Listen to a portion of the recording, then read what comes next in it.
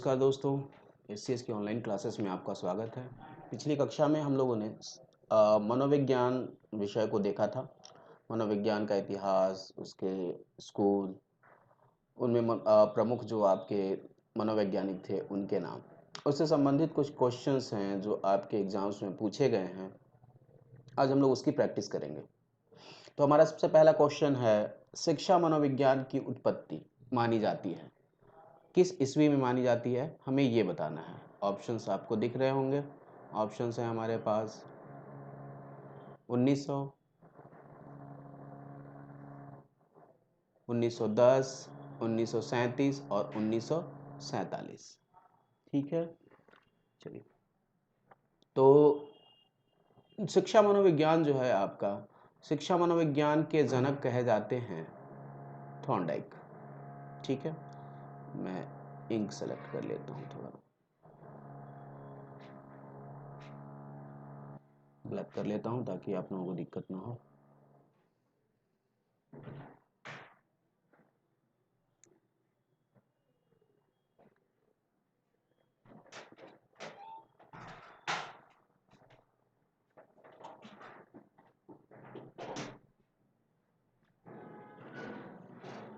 चलिए ठीक है। शिक्षा मनोविज्ञान के जनक माने जाते हैं आपके थॉर्नडाइक, और थॉर्नडाइक का जो काल है वो 1900 ईस्वी का माना जाता है। तो पहले सवाल का हमारा जवाब होगा शिक्षा मनोविज्ञान की उत्पत्ति 1900 ईस्वी में 1900 से मानी जाती है। ठीक है, नेक्स्ट क्वेश्चन पे आते हैं हम लोग। हमारा जो अगला सवाल है उस पे आते हैं। शिक्षा मनोविज्ञान के जनक माने जाते हैं, तो अभी अभी हम लोगों ने देख लिया इसको कि शिक्षा मनोविज्ञान के जो हमारे जनक थे वो थे थॉर्नडाइक। तो इसका आंसर हो जाएगा हमारा थॉर्नडाइक। ओके, नेक्स्ट क्वेश्चन, शिक्षा मनोविज्ञान व्यक्ति के जन्म से वृद्धावस्था तक के अधिगमों के अनुभव को अभिव्यक्त करता है, यह किसका कथन है? शिक्षा मनोविज्ञान व्यक्ति के जन्म से वृद्धावस्था तक के अधिगमों को अभिव्यक्त करता है, ये कथन है हमारे क्रो एंड क्रो का। तो इसका जो सही जवाब होगा हमारा वो होगा थर्ड। कौन सा? Crow and crow.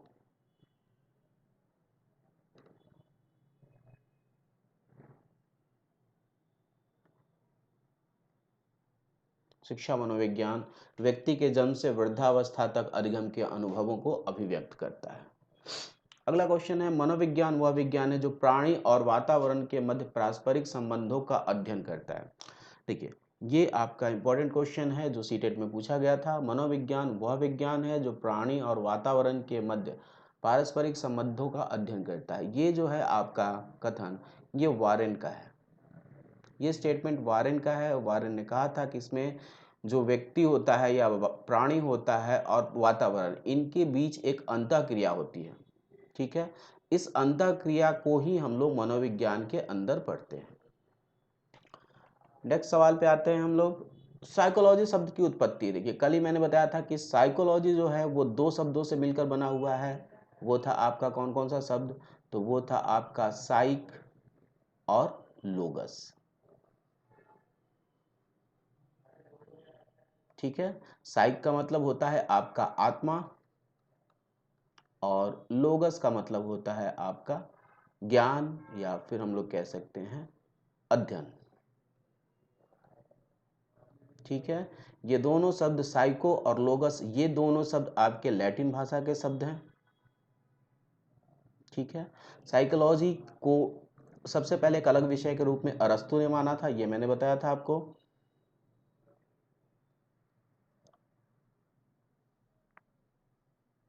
ठीक है, अरस्तु वो लोग वैज्ञानिक थे जिन्होंने साइक और लोगस इनको साइकोलॉजी को एक अलग विषय के रूप में माना था।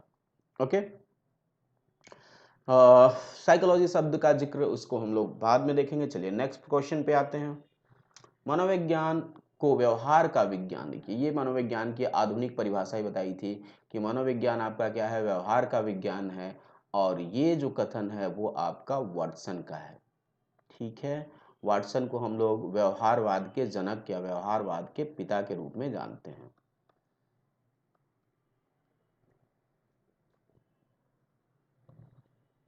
ठीक है, एक चीज़ और मैंने आप लोगों को बताया था कि इसमें आप कंफ्यूज मत हो जाइएगा, व्यवहारवाद के जनक वाटसन है, जबकि व्यवहार शब्द का जो सबसे पहला प्रयोग किया है, व्यवहार शब्द का सबसे पहला प्रयोग किया था मैकडूगल ने।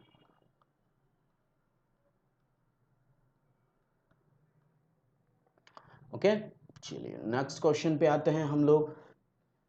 शिक्षा मनोविज्ञान शैक्षिक परिस्थितियों में मानव व्यवहारों का अध्ययन करता है। यह किसका कथन है?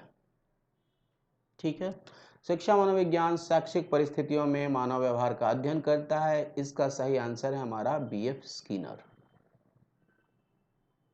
ओके, बीएफ स्किनर शिक्षा मनोविज्ञान की परिभाषा देते हैं कि शैक्षिक परिस्थितियों में जो आदमियों का व्यवहार होता है, दैट मीन्स सीखने या जिसको हम लोग कहते हैं अधिगम करते समय व्यक्तियों के जो व्यवहार का अध्ययन होता है, उसको शिक्षा मनोविज्ञान कहा जाता है।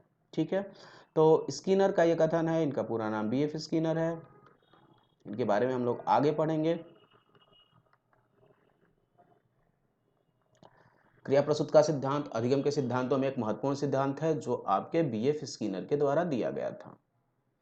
विकास शुरू होता है, ठीक है, देखिए, तो विकास या जिसको हम लोग कहते हैं, विकास को हम लोग कहते हैं डेवलपमेंट।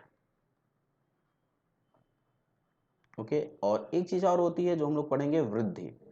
ठीक है, वृद्धि आपका कहलाता है ग्रोथ। तो विकास शुरू कब होता है इसकी बात करते हैं, तो देखिए विकास प्रारंभ हो जाता है कब से, तो प्रसव पूर्ण काल से, या हम लोग कह सकते हैं कि भ्रूण के निर्माण से ही आपका क्या हो जाता है, भ्रूण के निर्माण से, जिसको हम लोग जाइगोट कहते हैं, स्पर्म और ओवा मिलकर जाइगोट का निर्माण करते हैं।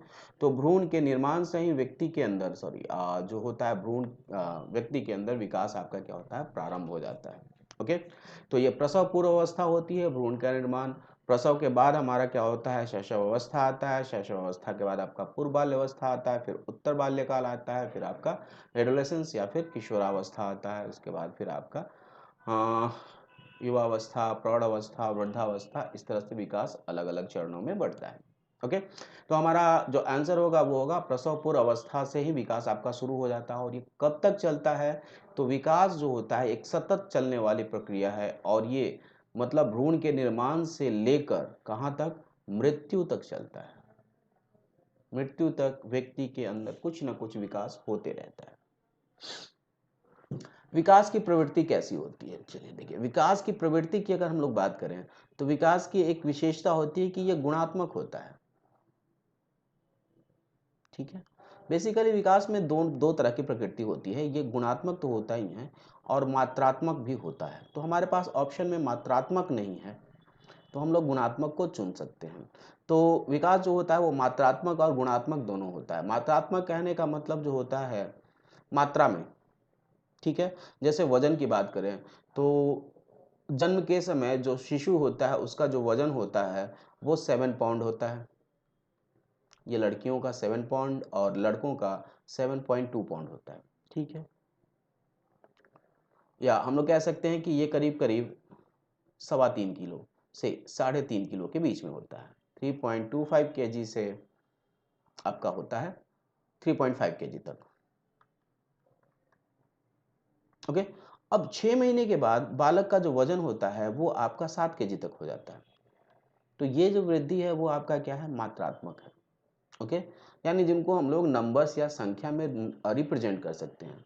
पर कई और दूसरे विकास होते हैं, जैसे हम लोग बात करें मानसिक विकास की, तो मानसिक विकास को हम लोग मस्तिष्क के वजन को तो संख्या में माप सकते हैं, पर उसके विकास को, उसके अंदर जो समझ की विकसित होती है उसको हम लोग मात्रा में नहीं दिखा सकते हैं। ऐसे ही सामवेगिक विकास को हम लोग मात्रा में नहीं दिखा सकते हैं।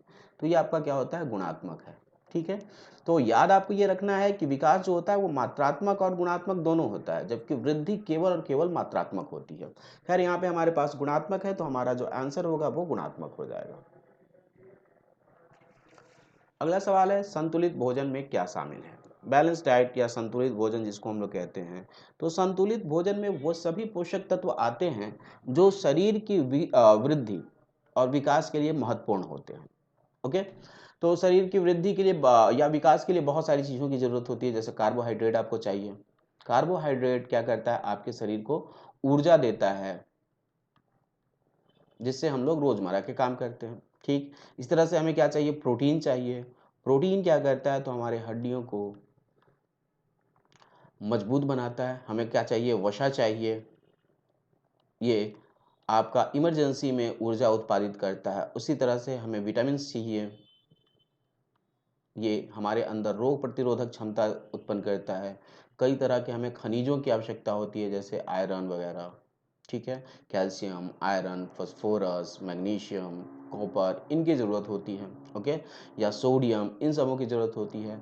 तो विकास के लिए इन सबों की संतुलित मात्रा, संतुलित कहने का मतलब ना तो ज़्यादा ज़रूरत से और ना ही कम की आवश्यकता होती है। तो अब लोग कह सकते हैं कि हमें क्या क्या चाहिए होता है, तो प्रोटीन चाहिए ही आपके शरीर के विकास के लिए, कैल्शियम भी चाहिए, विटामिन्स हैं ही, वसा और कार्बोहाइड्रेट की ज़रूरत हम लोगों को है ही।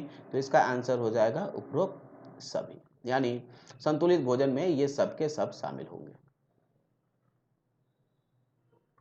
विकास के कितने पक्ष होते हैं, अगला क्वेश्चन है।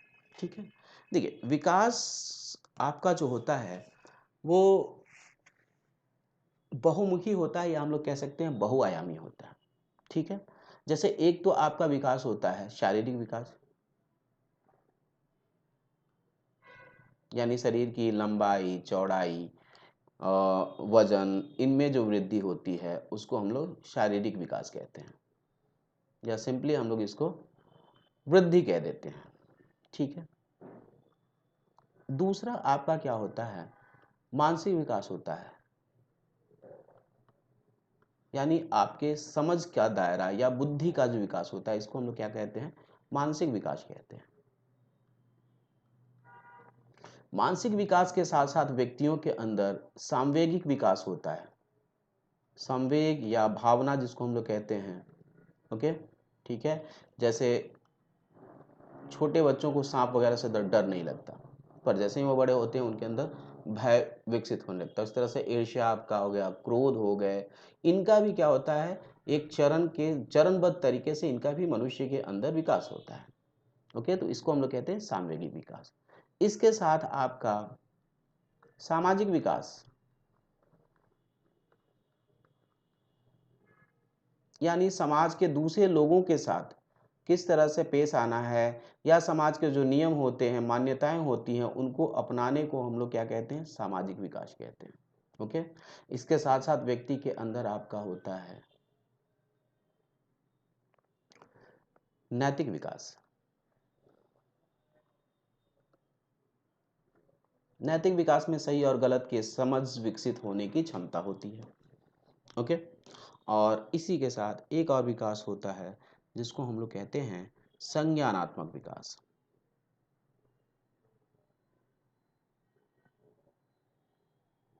ठीक है, छठा, इसको हम लोग कहते हैं संज्ञानात्मक विकास।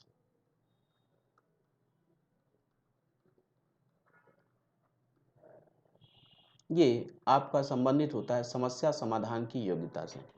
तो इस तरह से हम लोग कह सकते हैं कि विकास के कुल जो होते हैं वो 6 पक्ष होते हैं, और बाल विकास के अंदर हम लोग इन सभी पक्षों का अध्ययन करते हैं कि किस अवस्था में शारीरिक विकास का क्या होता है, कितना होता है, मानसिक विकास कितना होता है, सामवेगिक विकास कितना होता है, सामाजिक कितना होता है, नैतिक कितना होता है, संज्ञानात्मक विकास कितना होता है। ठीक है, तो विकास के कुल हमारे पास 6 पक्ष होते हैं। इन सभी पक्षों का अध्ययन करते हैं हम लोग बाल विकास के अंदर या बाल मनोविज्ञान के अंदर। अगला है आपका आनुवंशिक विकास के कारण क्या होते हैं। कि आनुवंशिकता का मतलब होता है कि बच्चों के अंदर जो गुण होते हैं अपने माता पिता से आते हैं। ठीक है, या माता पिता से होते हुए जिन गुणों का प्रभाव बच्चों तक होता है, इसको हम लोग कहते हैं आनुवंशिक विकास, आनुवंशिकता कहते हैं सिंपली। यानी माँ बाप के गुण बच्चों में जो आते हैं उनको हम लोग आनुवंशिकता कहते हैं। ठीक है, देखिए आनुवंशिकता जो होती है, ओके, वो ना तो बाह्य होती है ना ही आंतरिक होती है। बेसिकली आनुवंशिकता के जो वाहक होते हैं वो हमारे कोशिका के अंदर जो गुणसूत्र होते हैं, गुणसूत्रों में आपका जो होता है वो डीएनए होता है। ठीक है,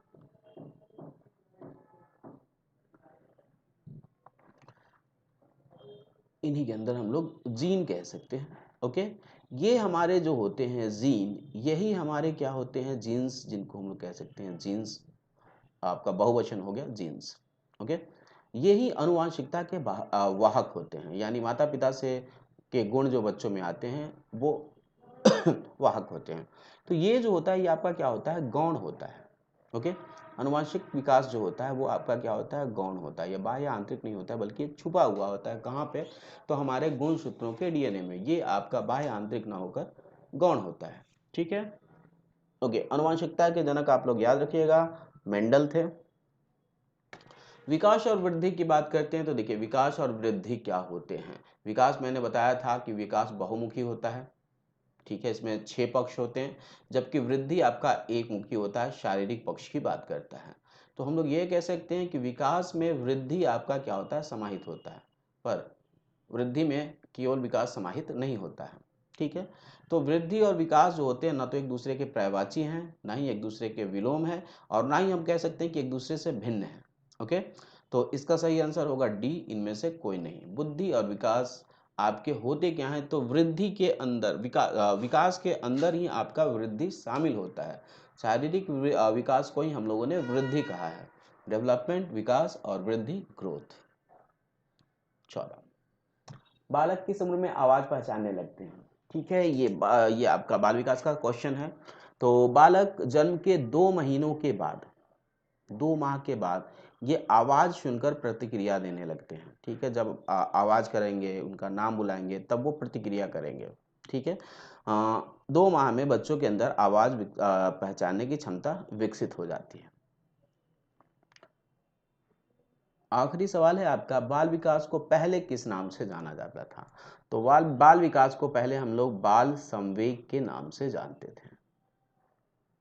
तो ये हमारे 15 क्वेश्चन हैं। इन 15 क्वेश्चंस के आंसर्स एक बार आप फिर से रिवाइज करके देख लीजिएगा। ओके, ये क्वेश्चंस आपके पिछले एग्जाम्स में पूछे जा चुके हैं, वहाँ से कलेक्ट किए गए। ठीक है, थैंक यू।